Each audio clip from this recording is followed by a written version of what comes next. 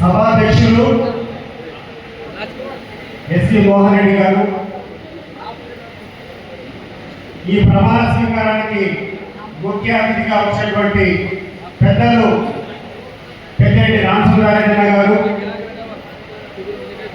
శాసనసభ్యులు శ్రీ విరూపాక్ష గారు, శాసన మండలి సభ్యులు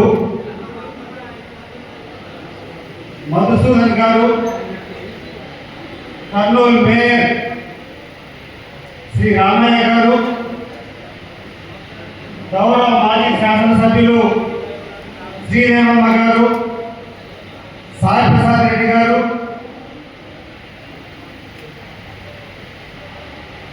కోడుమూరు ఇన్ఛార్జ్ హర్షవర్ధన్ రెడ్డి గారు,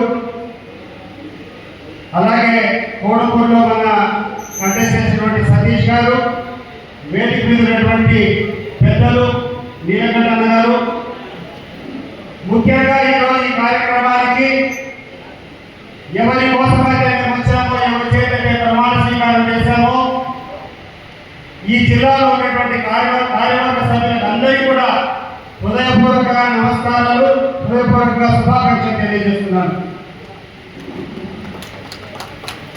మొట్టమొదటిసారిగా పార్టీని నిర్మాణం చేసేటువంటి కార్యక్రమం ఈ సంవత్సరం నుంచి మొదలుపెట్టాం.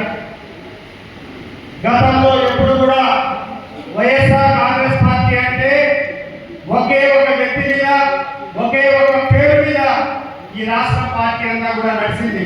అది మీ అందరికీ కూడా తెలుసు. ఆ వ్యక్తి ఒక శిఖరం, ఆయన నడిస్తే ఒక ప్రబంధనం, ఆయనే జగన్మోహన్ రెడ్డి అని చెప్పి మీ అందరికీ కూడా తెలుసుకున్నాను.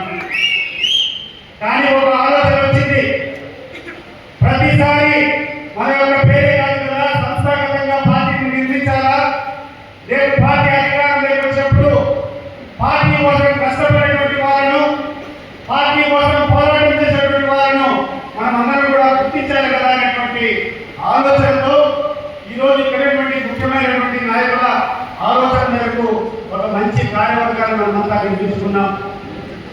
ఈరోజు ప్రమాణ స్వీకారం చేసేటువంటి నాయకులందరికీ కూడా ఒక సూచన, దయచేసి ఒకటి గుర్తు పెట్టుకోండి, మీకు ఇచ్చేటువంటి ఈ పదవులు అలంకారప్రాయంగా ఉండకూడదు.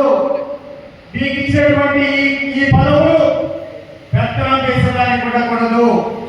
మీకు ఇచ్చేటువంటి ఈ పదవులు పోరాటం చేసేదానికి ఉపయోగించవలసిందిగా మనందరికీ కూడా కోరుతున్నాం. ఎవరైతే పోరాటం చేస్తారో, ఎవరైతే పార్టీని తిరిగి అధికారంలోకి తీసుకొని రావడానికి కోసం కష్టపడతారో, ఎవరైతే ఇబ్బందులు పడతారో, మీ అందరినీ కూడా గుర్తించుకునేటువంటి బాధ్యత జగన్మోహన్ రెడ్డి గారు తీసుకుంటారని చెప్పి మమ్మల్ని ఇక్కడికి అదే పనిగా చెప్పమని పంపించారు. ఎవరైనా ఇబ్బంది పడితే, ఎవరైనా మీ ప్రత్యర్థులు కానీ, ఇక్కడ అధికారులు కానీ మీరు సత్మార్గంలో నడిచినప్పుడు మీరు ఎటువంటి తప్పులు చేయకుండా మీకు ఇబ్బందులు పెడతారో వాళ్ళందరి పేరు నోట్ చేసుకోండి. ఎవరైతే మీకు ఇబ్బంది పెడతారో ఆ ఇబ్బంది పెట్టేటువంటి వాళ్ళతో తిరిగి అధికారం వస్తానే కొట్టించేటువంటి బాధ్యత మేమందరం కూడా తీసుకుంటామని చెప్పి సందర్భంగా తెలియజేసుకుంటున్నాం. ఈరోజు చూస్తున్నాం అనేక సంక్షేమ కార్యక్రమాలు, పేదవాళ్ళకు, గ్రామాల్లో ఉన్నటువంటి ప్రతి ఒక్కరికి ఉపయోగకరమైనటువంటి కార్యక్రమాలు, అనేక కార్యక్రమాలు జగన్మోహన్ రెడ్డి గారు తీసుకొని రావడం జరిగింది. ఈ దేశ చరిత్రలో కాదు, ప్రపంచ చరిత్రలో ఎప్పుడూ లేని సంక్షేమ పథకాలు తీసుకొని వచ్చి ఎటువంటి అవినీతికి కూడా అవకాశం లేకుండా, మీరు ఎవరి దగ్గరికి పోవాల్సినటువంటి అవసరం లేకుండా డిబిటి, డైరెక్ట్ బెనిఫిషరీ ట్రాన్స్ఫర్, దాదాపు 2,80,000 కోట్లు నేరుగా ప్రజలకు చేర్పించినటువంటి ఘనత ఒక జగన్మోహన్ రెడ్డి గారికి తప్ప ఎవరికైనా దక్కుతుంది. ఒకసారి ఆలోచన చేయండి.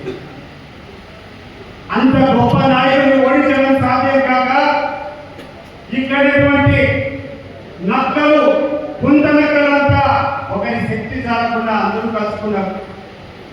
జగన్మోహన్ రెడ్డి గారికి వ్యతిరేకంగా ఒక కూటమి కట్టారు.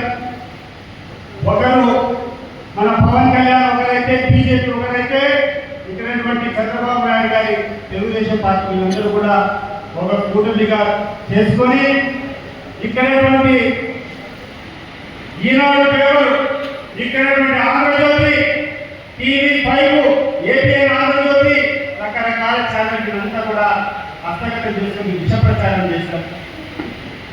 జగన్మోహన్ రెడ్డి గారి మీద అనేక ఆరోపణలు చేశారు, అనేక నిందలు మోపారు, ప్రజలను నమ్మించగలిగినారు అప్పాలు చేసినటువంటి అబద్ధాలతో.